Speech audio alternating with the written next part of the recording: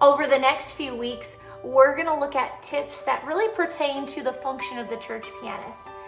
This week, we're going to talk all about the introduction.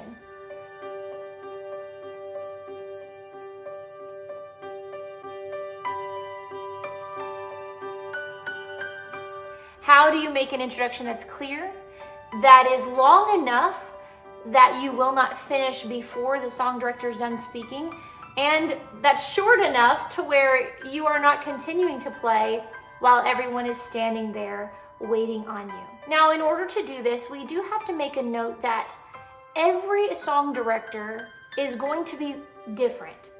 For the most part, most song directors will announce the hymn number, say the title, they may say the hymn number again and a phrase from the hymn.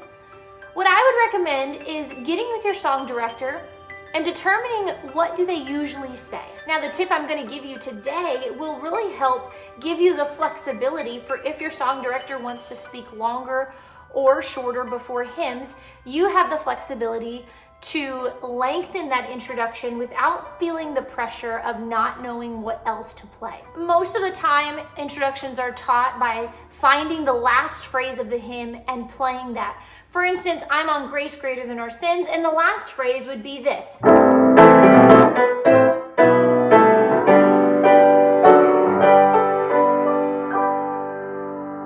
Now, if I were to play that as an introduction, I typically like to begin the introduction after the song director says the hymn number the first time. That allows for the hymn number to be clear, and that way it's heard. So typically I'll let them say, let's stand and sing hymn number 241. And as soon as they say that title, that's when I start my introduction. Now, if I were to just play that last phrase, that is such a short phrase that I most likely will be done or rushing the song director to finish what they're saying to be completed by the time I'm done with that phrase. With that in mind, I don't want to ever rush the song director. So instead of me finding the last phrase in the hymn, I like to start at the very beginning. So I'm going to immediately start right off the bat at the beginning of the hymn. And so I'll begin playing gentle, less notes as he's talking about the hymn. And depending on your song director, I would definitely say that for this hymn, he may speak for at least a phrase, that first phrase, marvelous grace of our loving Lord, and into that next phrase. So what I'm listening for is his ending statements. We can all kind of tell when that song director is nearing the end of what they're saying. So as I'm playing, he's getting close to ending, but he's not quite done. Now I can hear that he was getting done right around grace that exceeds. So I'm going to gradually build my volume and the amount of notes that I play. And then I'm going to create a cadence. So to have a cadence, remember a cadence would be where I end a phrase. And I like to use the 4/5 to help me transition really quickly. So for instance, on Grace That Exceeds, I was on this D major chord, which is the 5 chord. And on Exceeds, I knew that I needed to end. And so I was going to do a 4/5. 4 in my right hand, 5 root in my left hand with the melody on top. So there's my 4/5. Then transition to the 5 and then the 1. And I've got to end on that home note or the tonic of that key to allow that introduction to sound like I have closed it out. So I'm listening and I'm planning and I know how to get to that 4/5.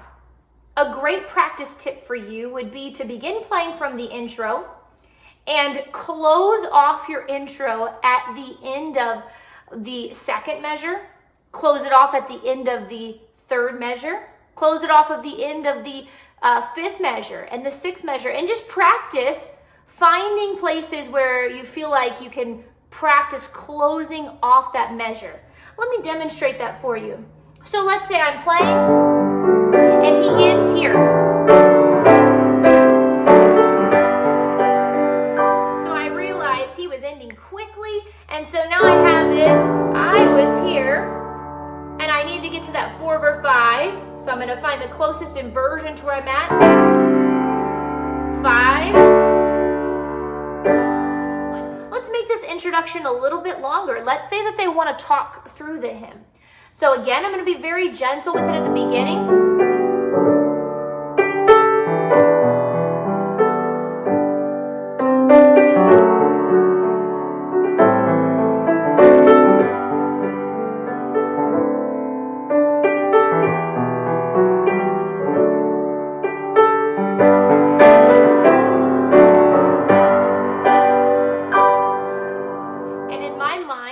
Thinking that they were going to be ending right after that word Calvaries.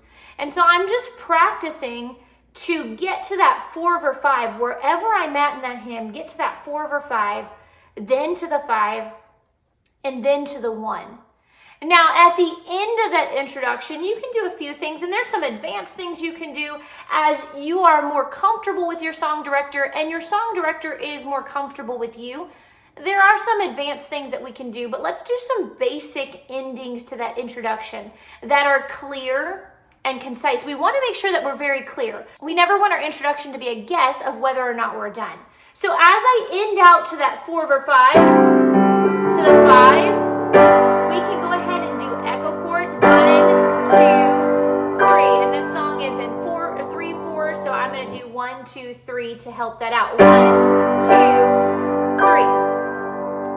This is a really clear and very simple way to end your introductions.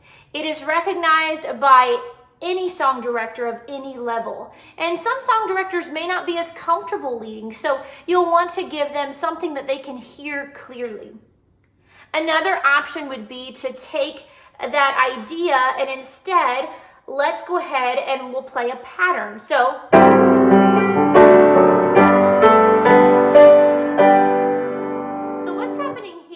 our G chord, which is our home chord, our tonic chord, our 1 chord. It's the chord I'm going to end this introduction on. And instead of just playing the G chord as an echo, I'm going to use an 8th note rhythm, and I'm going to take the tempo 1 and 2 and 3.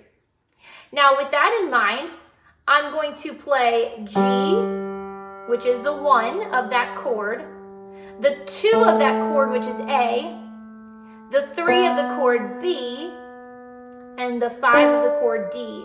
This is a G2 chord.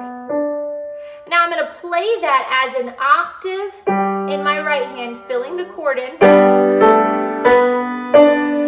and then end on that higher G. So it's a G, A, B, D, G. You can use this as in any key signature in any song at the end of that introduction. It's playing the 2 of that chord. So as I do that, my left hand is going to come up and do chords with it. 1, 2, 3. Join us next week, and we're going to take the introduction and build on top of what we talked about this week, giving you tips to what to play while they are speaking and how to play that, as well as talking about adding chord substitutions and an advanced way to transition from the introduction to the beginning of the hymn.